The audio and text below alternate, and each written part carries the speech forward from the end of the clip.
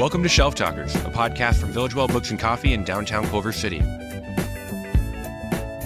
Hello, all the villagers out there listening to Shelf Talkers, a podcast where we talk to writers about their new releases, writing process, and what they are themselves reading. I, of course, am Jared, and I'm here joined by my co-bookseller and co-host, Julia Elizabeth Evans. Julia, how are you? Hey, Jared. It's really great to be here. I love hanging out with you in our back room where we process all of our returns. That's where we get to record these little segments for the podcast. It's our beautiful little backroom office. I had a really fun moment the other day, actually, Julia, where I was at the store and somebody came in. This is totally true. I'm not making this up just for the podcast, but it sounds too good to be true. Where a guy straight up said, "Do you guys have a section where all the books that are featured on the podcast are?" And I looked around. I was like, "Am I on Punk'd right now?" Yeah. It was a beautiful little moment. I showed him the little shelf that we do have, the most recent podcast episode for, along with our book club books. And then I ended up walking through the different episodes we'd had, and he was like, "Oh yeah, Mayfly by CJ Lead. That's the one that I was thinking of." And I showed him where that was, and it was a really fun moment. I mean, that's the realization of the podcast of our. Yeah, it's literally the dream. Yeah, it's literally everything that we've been hoping that this thing will manifest as. Yeah, it's been really fun. And Julia, just to get to know each other a little bit more too, you're a screenwriter, right? Yeah. And you were telling me the other day, just while we were on shift, that you're a part of a really cool screenwriting fellowship program right now. Tell me about that. Yeah, so I am a fellow with Film Independence Project Involved program. It is actually the longest running artist development program through Film Independent. And I am a screenwriter, so currently I'm writing a creature, or I have written, and it is going to be produced this summer, a creature feature. It's about a couple that gets stuck in a storm at their house, and there's a gator lurking in the. That's amazing. I didn't realize it was actively, it was being produced later this year. I'm actually learning that for the first time right now. Every single shift, I have something to say about the fellowship. I knew that you have been learning and doing so much, but I didn't realize that there's an active timeline to creating the film. Yeah, I have my final draft due next week. Wow. That's beautiful. I didn't know that. That's awesome. Yeah. And you were telling me that there was even kind of part of the script that kind of felt like it pertained to the episode that we're putting out today, right? Yeah. So what's been interesting, most of the program for me as the writer has been receiving notes from the producing fellows as well as the people that run the program at Film Independent. And a lot of the notes have been related to representation. So the story is, again, it's a couple, and the main character is Vietnamese because a lot of my friends in New Orleans are Vietnamese. And ultimately, it's thinking about representation. And our guest, AuYeung, talked a lot about representation because her book is set in Hong Kong, where her family is from, and then also other books that she's illustrated. She's a children's book illustrator. Have representation in a way that her publishers didn't even expect. So that's been fun, and the conversation really emboldened me, so that I could take what I learned from Pearl and apply it to my fellowship and the conversations I've been having there. That's awesome. That's really, really cool. Yeah. Yeah. I'm really excited to get into this interview. That's awesome. Speaking of that, so like Julia said, we are joined this week on the interview portion of the podcast by the delightful author and illustrator of children's books, Pearl AuYeung. She is the author and illustrator of the 2023 children's picture book, The Best Kind of Mooncake, as well as the illustrator of the upcoming Nearly Almost Exactly Like Me. Not only did The Best Kind of Mooncake win numerous awards, including the International Literacy Association Children's and Young Adult Book Award, but Pearl is also a Mattel Toy Designer by day, which she talks about a little bit in the interview. So we get into her process for both her writing and illustrating, representation, like we said, in children's books, how to balance the corporate art of her life and the passionate art of her life, where mooncake actually comes from, I surely didn't know, and the importance of owning your own mistakes as part of the healthy artist's journey. Pearl's wit and passion come through so wonderfully, and I'm excited for the episode. I hope you all enjoy. Yeah, it's a good one, guys. Pearl, you are all around an all too impressive human, for me at least. So I really want to ask, how are you doing? Did you get some coffee? Do you need to be drinking coffee all the time in between your writing, illustrating, and all your other things? Yeah. Hey, everyone. So I'm not a huge coffee drinker because I'm the type that gets paranoid when I have too much caffeine. Love a Vietnamese coffee, but I have to split it in 3-4 days. Otherwise, I will cry on the 405. Well, isn't Vietnamese coffee more caffeinated? Is that true? I know it's condensed in some form, but I don't know how like that affects the caffeine. It's definitely tastier. It's the tastiest. Well, it's also that like condensed milk, right? Isn't that kind of the nice, tasty, like sugary condensed milk? I love Vietnamese coffee. Well, to kind of launch into our opening question that we always do, kind of our bookends, you know, the podcast is called Shelf Talkers, and the Shelf Talkers in the store colloquially is what we call those little recommendations that we put up on the shelves. So would you be willing to write a shelf talker for your book, The Best Kind of Mooncake? So this is, you know, something that is a vibe check of the book. What's the thing that is enticing to you about the book, or the thing that you hope that, you know, readers will enjoy about the book? I think my favorite thing about this book, The Best Kind of Mooncake, is that the main character is so unlikable but relatable. As an outsider looking at someone who doesn't want to share, it's like a red flag against her almost, but then you remember she is a kid, and you remember that when you were a kid, when you were asked to share anything, you were kind of upset about it, and because we live in a society, you had to learn to be okay with it. And so I think it's that aspect, and then mixed with hopefully what I hope people think are fun illustrations that fulfill a different need in the bookshelf space. Getting a little bit into representation, maybe there aren't as many books about Chinese culture in our mainstream, where the characters don't all look exactly the same with like the same round faces and the really slitty almond eyes. So, you know, I'm proud of where it's gone with representation. So if you want to look at something that was created by a Chinese author illustrator who's from China, this is something that you can add to your shelf. Wow. That was a beautiful, beautiful description. We love it. I mean, and I know we're going to get into this in a second, but the illustrations are just so gorgeous. And the fact that you were writing from personal experience, that you had these beautiful illustrations, I mean, they're really fun. And what's really impressive is it takes place on a busy street in Hong Kong. And what's cool is every single person that's in each tableau is distinctive. Mm-hmm. They're all extras, as you would say, on a film set, but they're all their own person. Yeah. While also, of course, the protagonist is very much at the fore. This is your family's story, that's correct? Yeah, that's correct. So Best Kind of Mooncake was based on my dad's side of the family and where they work. So the street that the story takes place on, Tai Yun Street, is exactly where my grandma still works. She still sells pajamas. She refuses to retire, and that's a problem. But it's basically exactly like this. But now, you know, we're in a different time period. And grandmas run the world. Yeah, they do. They really do. Oh, she's a feisty one. I want to ask, so you came up with the idea to do this children's book while you were still at RISD in college. And did it occur to you as a story, or was it a series of illustrations in your head? When did you come to realize I'm a writer as much as I am an illustrator? Mm-hmm. As a child, I loved my family's stories that they told me, no matter like how long or short. They were just so fun. So there was like always an inkling in me that I wanted to maybe do a story at some point. At RISD, I took a class on children's picture books specifically. So this actually started as an assignment. I was given a prompt to do something historical. And then I was like, oh, this is a good opportunity to do maybe something for my family. Started with one illustration and a first full draft. And honestly, the published story is pretty much exactly like very close to my first draft, which is kind of amazing. And how did that happen? Oh, and just for the context of the listeners, well, RISD, as we've said, is the Rhode Island School of Design, if anybody didn't know, if anybody is interested in looking up. Did you, in the class, did you study? I mean, it was about illustration, but were you yourself, as you were writing the story, were you studying other picture books as far as the writing goes? Yeah, I definitely had to look at a lot of picture books because, you know, when you're in school, you're used to writing essays, and that's just such a different format, like a research paper and stuff like that.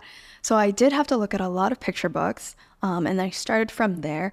And, you know, you're limited to a certain amount of pages. Like, you don't want to overload it with words. It was kind of like trial and error. And I got to a certain sentence where I was like, oh, there's like some rhythm in this. So maybe I'll keep that going and see where we go with that.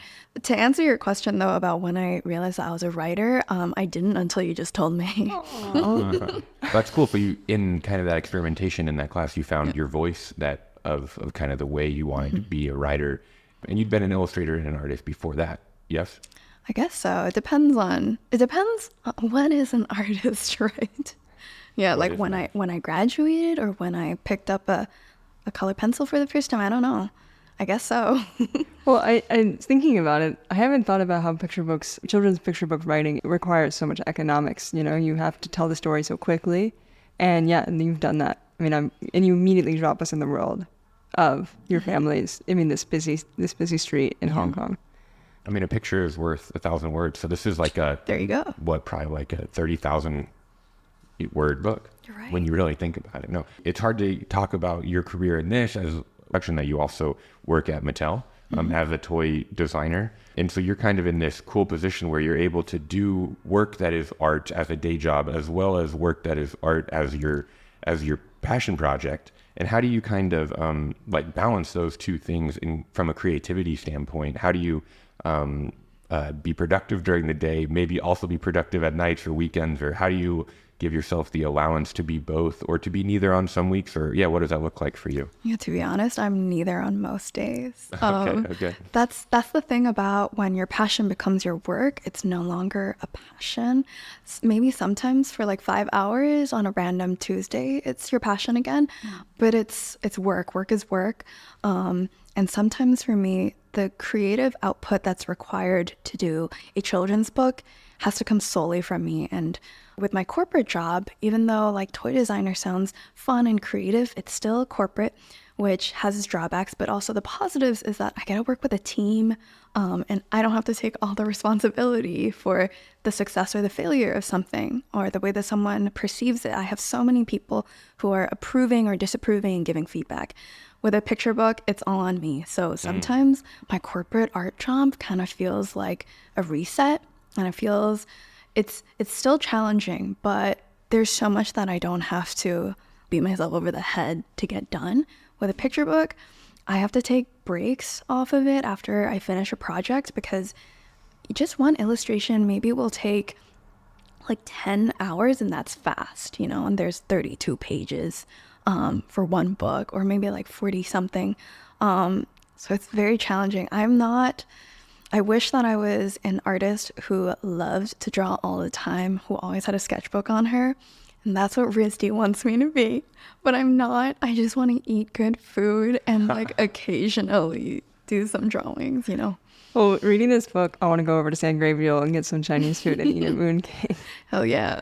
How would you describe a mooncake? I don't think I've ever actually had a mooncake. Yeah. And like, what's the visceral feeling when you bite into that type of thing? Someone once told me that for someone who hasn't had a mooncake before but comes from a Hispanic background, they said it's kind of similar to like a date cake or something like that. It's very dense, extremely dense. It's not super, super sweet, but it could maybe make your teeth hurt because it's basically cooked down lotus seeds with a lot of sugar made into a paste. And then I don't know what the exterior is made out of, but there has to be some sort of egg yolk flour situation. And then the fillings can be different. The lotus paste is just a classic. There's other stuff. There's red bean. There's winter melon. I hate them all. There's ice cream ones though. Those are great. Hate them all? Will you hate all the different fillings? Yeah, it's very dense, and it's honestly kind of hard to eat for most people. I don't think it's actually anybody's favorite food, except for your protagonist. Yeah, except for my protagonist. But it's fun. I think the thing about this food is that it encapsulates a lot of ceremonial or festival kind of memories for people. You share it with family. You eat it during a holiday, so there's a lot going on. It's like it's like a fruit cake, and like nobody likes fruit cakes during Christmas, maybe. A figgy pudding. Yeah, yeah, maybe. But we're still singing and caroling and eating. Yeah. Mm-hmm. So one thing that's really interesting about you is you're born in Hong Kong, grew up in Shanghai, and then now you're in Rhode Island, and now you're here in Los Angeles, or actually in Santa Monica. But so is the mooncake specific to Canton cooking, or is it throughout China? Do you know? I think the Cantonese mooncake maybe is classically the lotus paste with the egg yolk, but I'm not entirely sure. And Chinese history is very, very long. Right. Wait, can you find mooncakes like then throughout, like in Shanghai? can. Oh, okay, cool. You can find them everywhere in China at this point. I don't know when they became ubiquitous or like who actually popularized it. That's there's a big question around, you know, even certain types of dumplings, like, oh, did they start in Taiwan? Like, you know, but no, that's interesting that you can find them all in China and everything. Yeah, but the one thing that any Chinese reader will understand when they read my book was that there's 2 egg yolks in the filling for the one in the story, and that's to symbolize, like, everyone just knows that it means like good fortune or good luck, even if you don't believe it. I'm not very superstitious, but there's just something really exciting about a double yolk. Like when you crack an egg and there's 2 yolks anyway, you know, who isn't happy about that? Yeah. 2 for 1. I think a follow-up question on the creative process as well. It just as a children's book illustrator and writer, when you have an idea for something like this or for your next book, nearly almost exactly like me, do you think about it and think about the writing, or do you think about it and think about the illustration? Like, which one of those is coming first in your mind in that creative process? When I'm the author and illustrator, I actually think about the words first. A lot of my brainstorms start with words, and then I go into a like shitty thumbnail stickman sketch. I think in words first, and I also, if I think in images, I think in big blocks of shapes or movement, and not necessarily like line art or things like that. But when I'm only the illustrator, then I am starting with someone else's words, and then I don't really need to do too much interpreting from there. My interpretation is solely in drawing form. I see.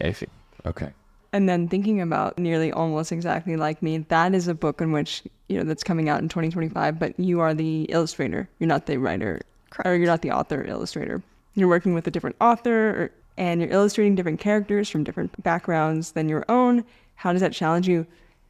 And it goes back to something you were getting to at the beginning of our interview about representation and about the way in which non-white people are not differentiated in picture books, or excuse me, in children's picture books. So how do you go about representing and illustrating characters from different backgrounds than your own? Yeah, for me, my norm is not being a white person, right? So that's why, like, I don't necessarily have to think about representing Asian people too much specifically, but I think inevitably in this culture where we are talking about representation, it is against the background that the status quo or the default is white. And so I am actually placed in the position where I have to purposefully think of representation. And I think you'll find that in a lot of conversations with people of color who are asked to represent whatever group they're from. And it always comes down to it feeling like a huge burden also, and a massive weight in general to feel like they have to get it perfect. So I kind of just reflect the world that I see around me. Living in California, maybe it is just incredibly racially diverse, you know?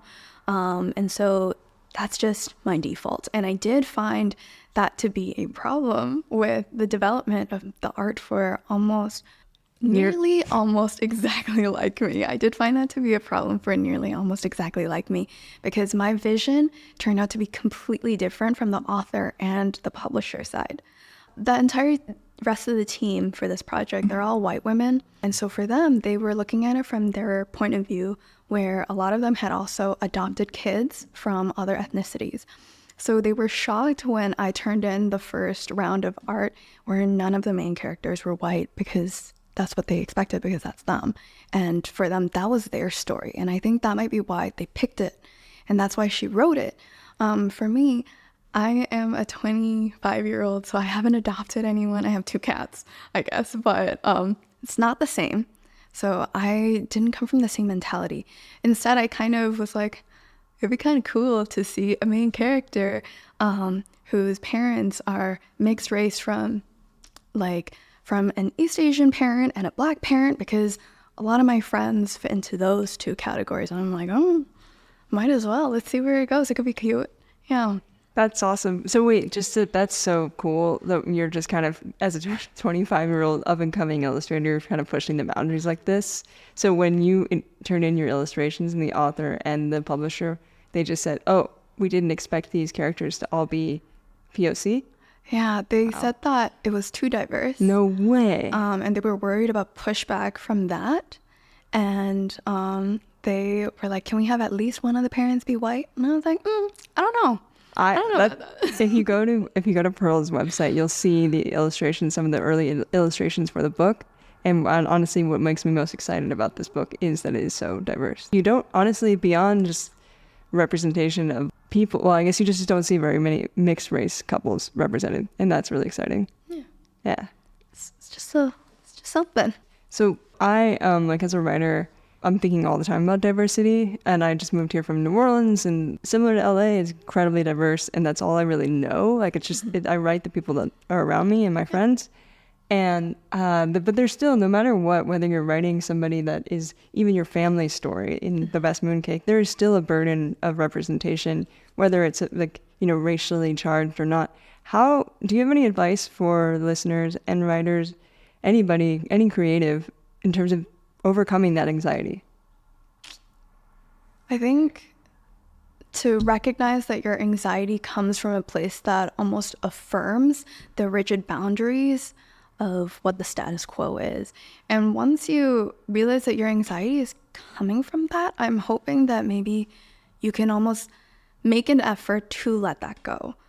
Because how am I supposed to, or how are you supposed to cater to every single need from every single person who's asking you for things, right? That'll just never happen. You just do your best. And then also sometimes if we make mistakes, which we inevitably will, it's good too. And as long as you take accountability for it, I think that's good. One of the things in my storybook that in The Best Kind of Mooncake that I think I myself also have major concerns about is that I've approached it stylistically like a theater, like a play when you're watching it, with a spotlight.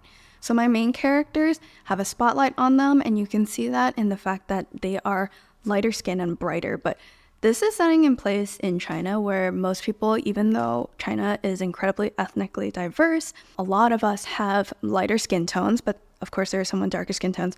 But you can see in the background of this book that most of the background characters have darker skin, and I was doing that to have a spotlight on my characters, but it does look like these are black or brown characters, or maybe that, you know, I'm saying something about skin tone and class. That is something that I definitely That's so cool that as you're going into the advice about accountability, you're immediately just thinking about yourself. That's so rad. I think that's what being an artist is. Yeah. That's so cool. Yeah, no, you make mistakes, but also you grow and you learn. And like that is also what the world, that's what as storytellers we're all doing, is we're growing and learning. Yeah. And so that's something, was that pushback that you received and then you've had to kind of filter through and understand? No one mentioned that. I think it feels like very much your own. You're so thoughtful. And it also was affirmed by the fact that when I did show some of my black friends, they were like, oh, there are black people in this. And they were so excited. And I was like, oh. Wait, was it that, was it essentially that, especially in Hong Kong is really one of the most diverse cities in the whole world. There's basically colorism everywhere, right? You have people from China and people from Hong Kong that are just darker skin. Mm-hmm. And so were your friends, oh, they're black? And you're like, wait, no, they're actually East Asian. Yeah, I was just like, my intention was to show a spotlight on the main character so that you would know who you were looking at, like a play, like I said. So I was kind of like, number one, is this problematic? Am I projecting too much, especially coming from a art school where the conversations a lot are about responsibility and diversity and the responsibility of an artist also, or as a viewer too. So I was just thinking about that, but my solution, I don't know if it actually worked too well, was to make the whites of the eyes of the people in the background also darker so that it reads as they're completely in shadows and not that they're necessarily...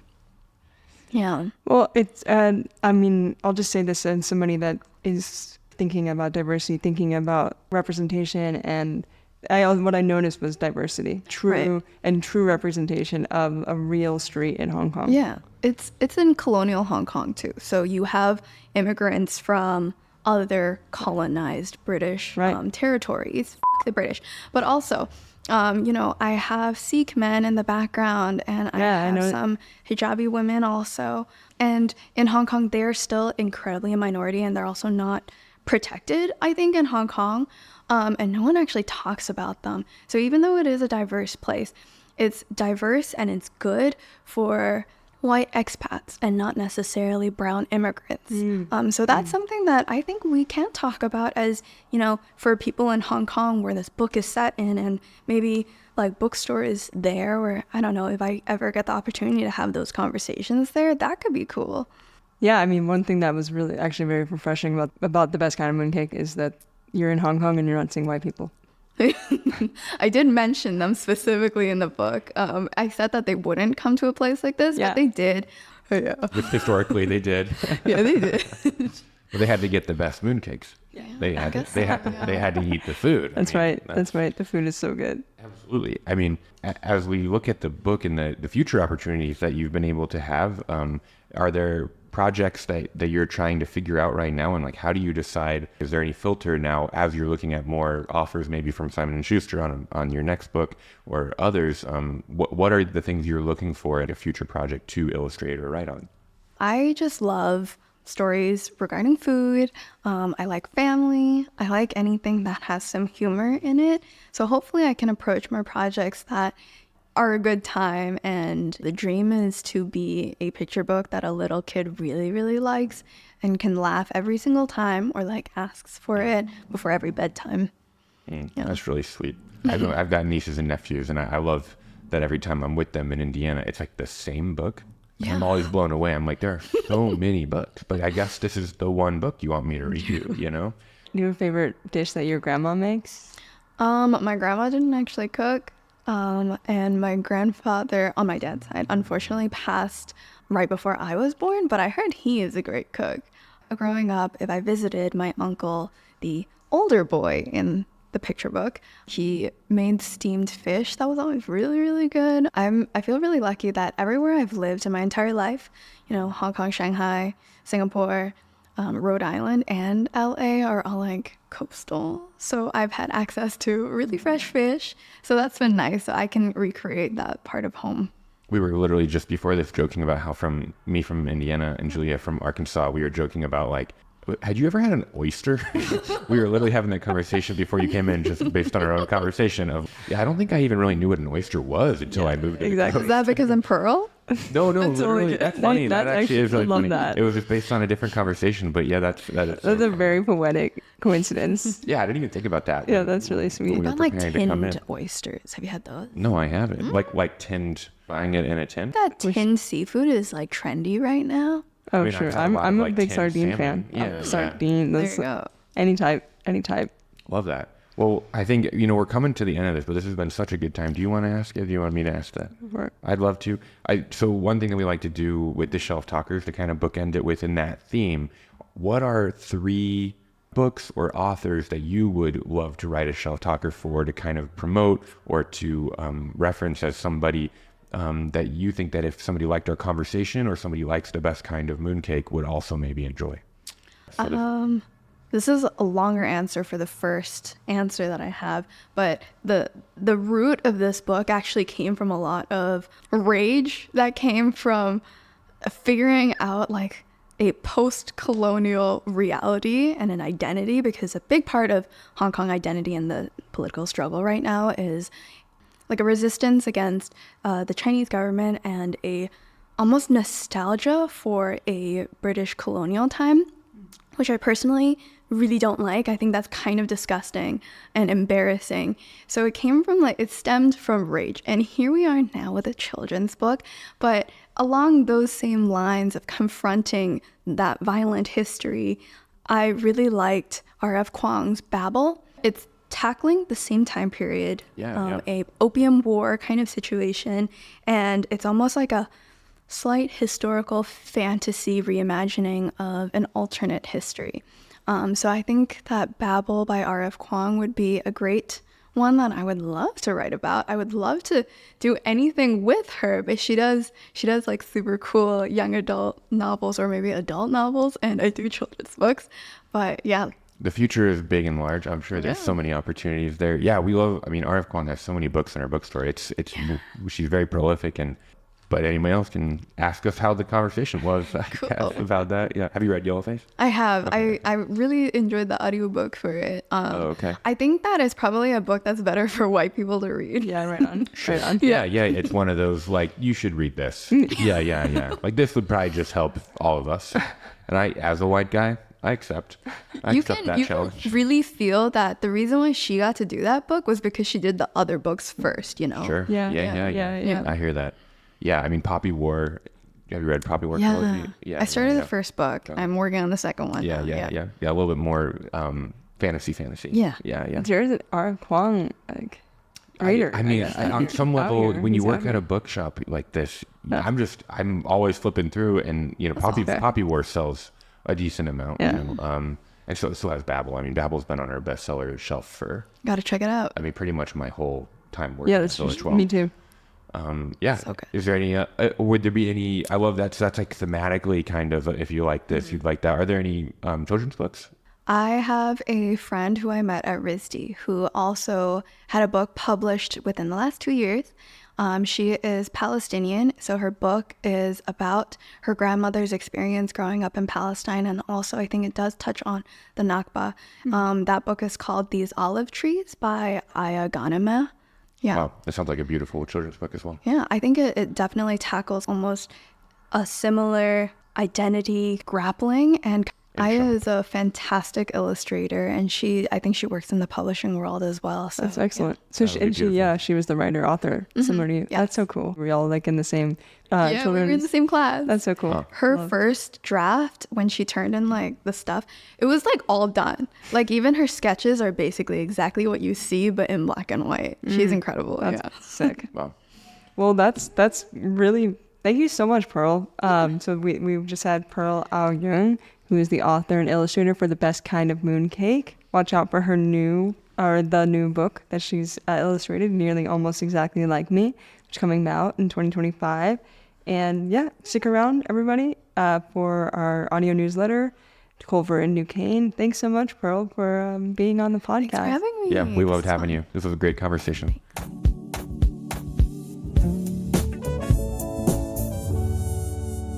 All right, we are here for the Culver and Duquesne section of the podcast, where we get to talk to a local community member or a fellow bookseller here at Village Well about a book that they are passionate about, that they're loving, that they're enjoying right now, and then we're going to talk a little bit about upcoming Village Well events. But I am here today joined by my co-bookseller and also one of my many bosses here at Village Well, Akosa.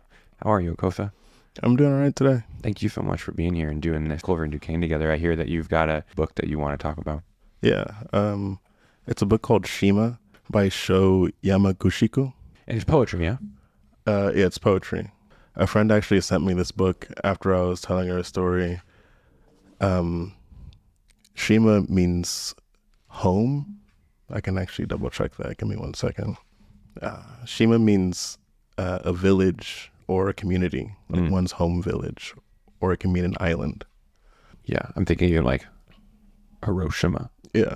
The author is Okinawan, based in Victoria, British Columbia, I believe. But Okinawa is an island in southern Japan, or it's a chain of islands in southern Japan that's kind of changed hands. If your family has been there, is native Okinawan, part of like a Chinese empire, been part of a Japanese empire. Now there's a large American military presence on there, but it's in Japan.